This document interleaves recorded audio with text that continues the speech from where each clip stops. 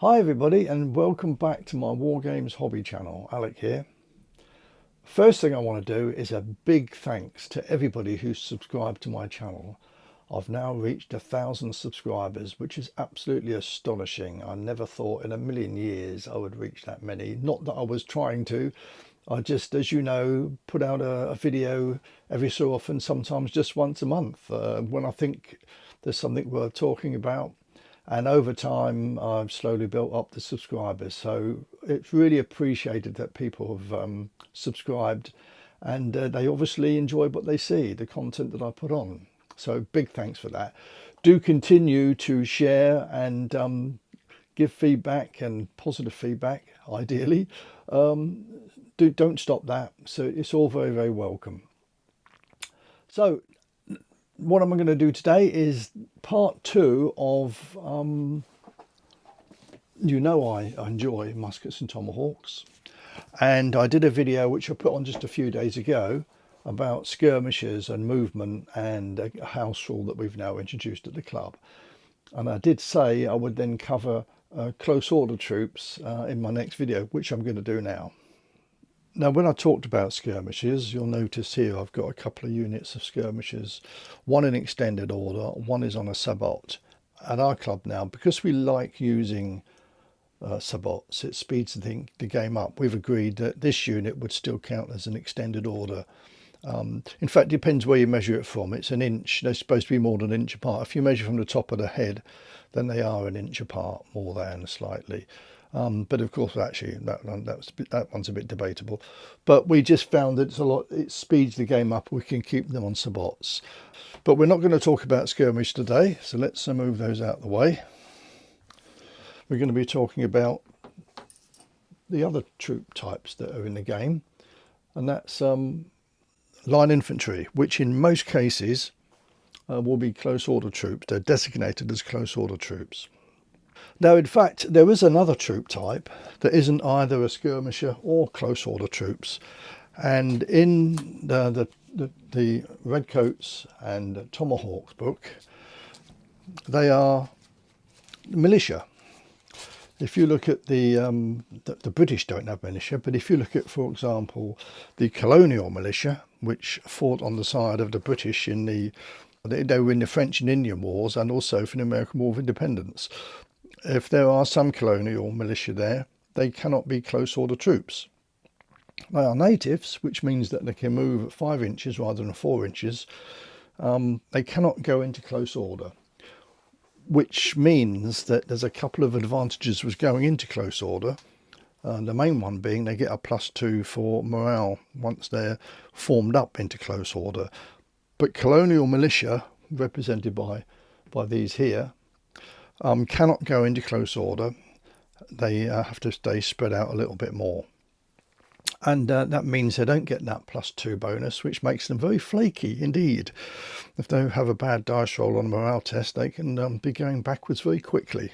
Now, if you look at the American militia, they're also not close order troops, although you can upgrade them. If you look down the bottom here, military training, discipline becomes recruit, and the unit gains the close order trait. So if you pay an extra 36 points for a unit, which is a lot of points really, you can make them close order, but otherwise they cannot ever form a close formation.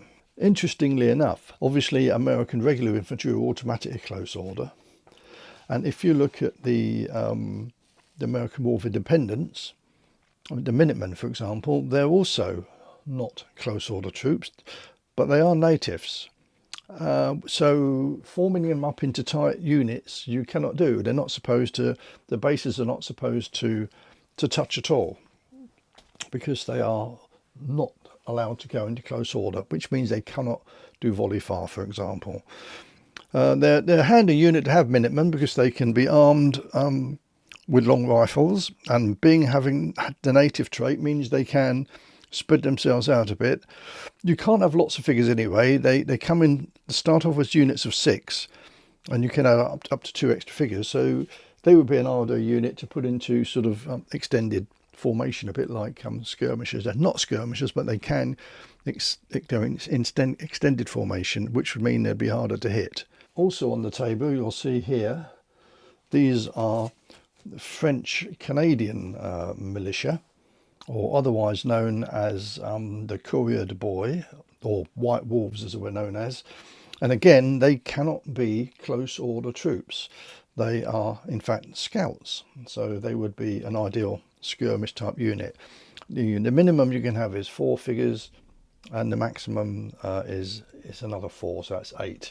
So that unit would be always spread out. In fact, there'd be no point in having them as I've depicted them there, because they'd make a bigger target. So you spread them out a little bit more like this.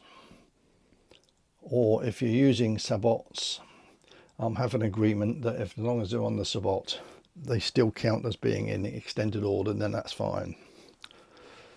Strangely enough, the French Marines as well, companies of Marines, they're also lights. They weren't close order troops. So you have to be careful that you don't use troops that you think should be in close order and put them in close order and do volley fire, because they just weren't sometimes trained to do that. The reason the militia aren't trained for close order, certainly in the early wars, the French and Indian Wars and the American War of Independence, militia often were not very well trained. They didn't even have a uniform in some cases. In that period, they certainly would not necessarily have been drilled in close order and wouldn't have sort of learned how to do volley fire. Some units could, which is why on the American army list, you can have the option to upgrade them to close order troops. But the majority of militia in those early days just weren't trained to do volley fire like the British regulars and French regulars would have been. And I like that idea. I do think that the fact they can't go into close order means they don't get the +2 bonus for the morale. It does make them very flaky, as I think I mentioned earlier. And I've had units of militia on the table that have fired once and then got shot at, haven't even taken a casualty, but because they've been shot at by volley fire, they then run off never to come back.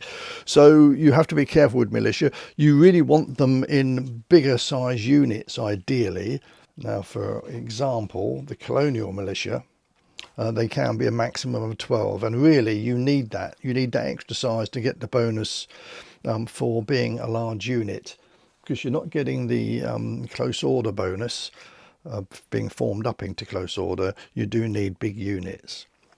But as I say, they can be very effective. They cannot do volley fire if they're not close order troops, so it does reduce their capabilities, but they can still be handy to have on the battlefield. A lot of rules have militia far too strong, in my opinion, and Muskets and Tomahawks have got it just right. They can be useful, but they can be very flaky as well. Right, to move on.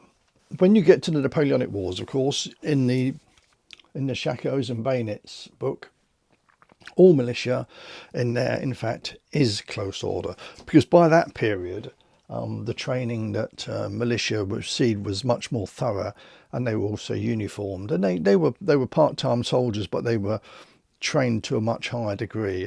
So by the Napoleonic period, all militia can go into close order formation and therefore can do volley fire. Now here's a unit of my Austrians. They come in 16s. They're big units. Most close order troops come to a maximum of 12, but Austrians had big regiments. So this unit is 16 strong, and you can see they're lined up ready to do volley fire. Now, one thing about units that are not formed up into close order, the one advantage they have is that they can fire anywhere on their frontage. If you take that's the front of the unit.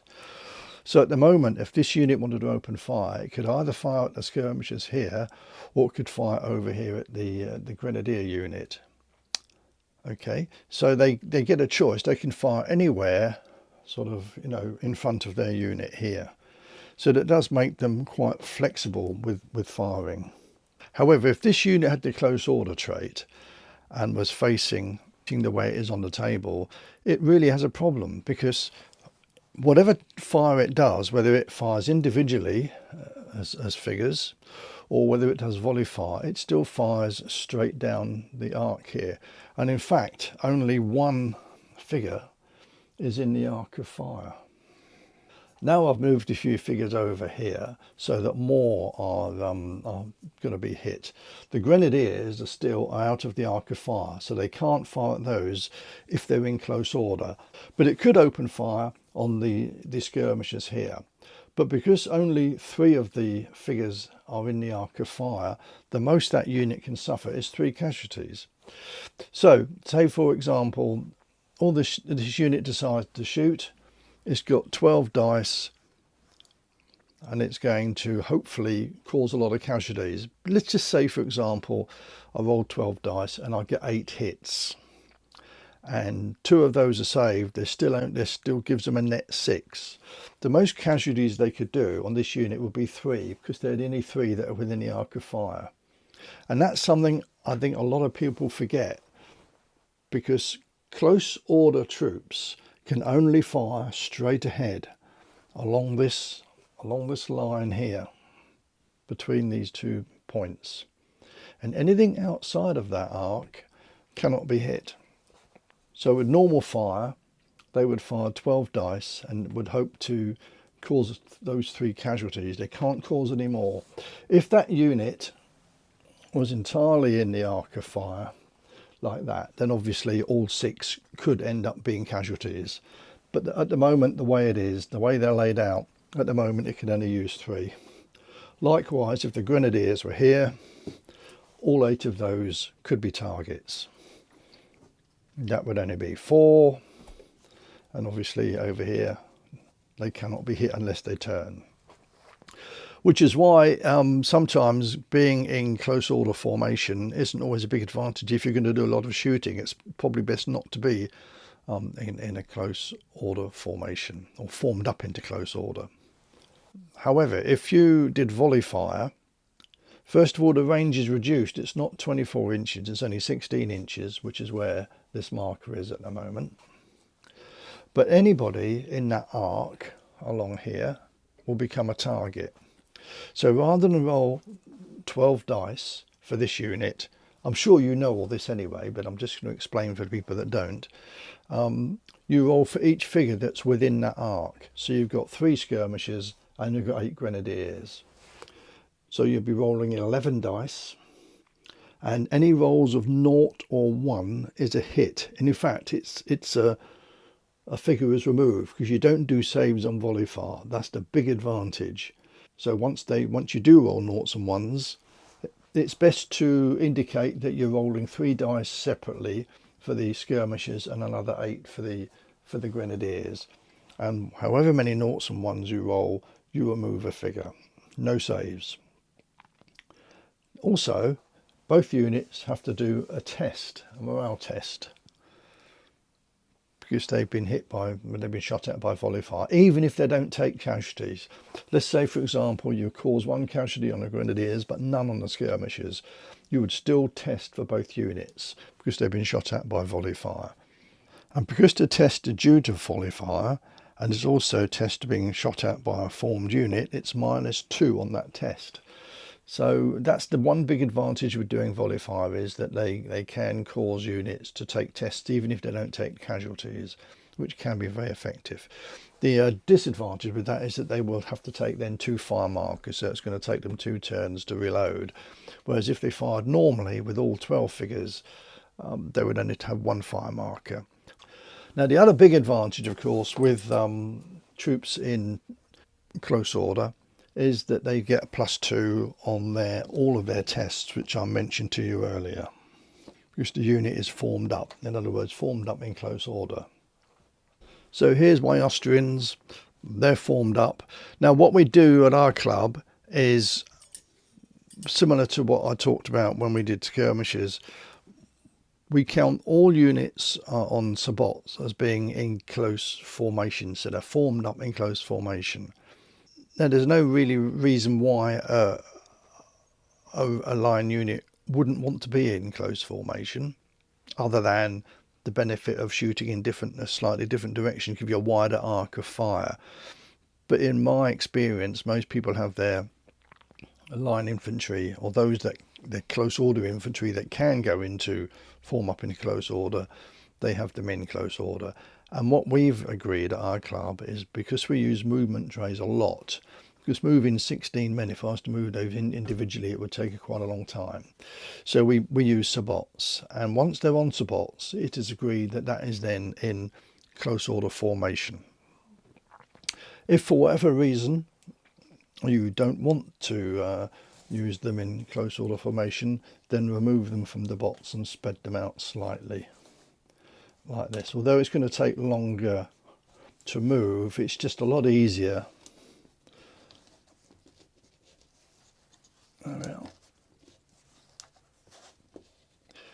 It's a lot easier then to determine which units are in close order and which ones are not. So at the moment they are not in close order. In fact, the other time you'd not be in close order is if you've been into close combat. You cannot be in a close order formation. You have to be more spread out like this is. But when it's your turn next move, it only takes half a turn to put them back into formation. Let's do that quickly. They do half a turn. And put the other ones on as well.